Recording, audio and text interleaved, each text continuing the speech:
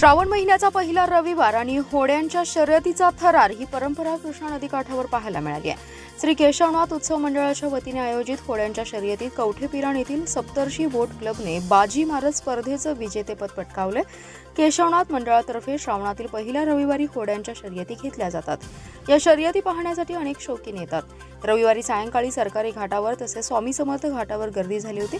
तसेच आयर्विन पुलावरूनही थरार पाहण्यासाठी गर्दी दिसली।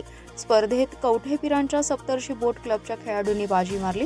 सांगलीवाडीच्या रॉयल कृष्णा बोट क्लबने दुसरा तर समडोळीच्या न्यू शानदार बोट क्लबने तिसरा, कवठेसारच्या सह्याद्री बोट क्लबने चौथा तर कसबे डिग्रजच्या श्रीजी बोट क्लबने 5वा क्रमांक पटकावलाय। स्पर्धेसाठी पंच म्हणून महेश मगदूम, राजकुमार मगदूम, विश्वेश्वर मगदूम, प्रशांत सुकारे, विश्वनाथ महाजन, अजित पाटील, किरण मगदूम, कुलदीप पटवर्धन यांनी काम पाहिलं।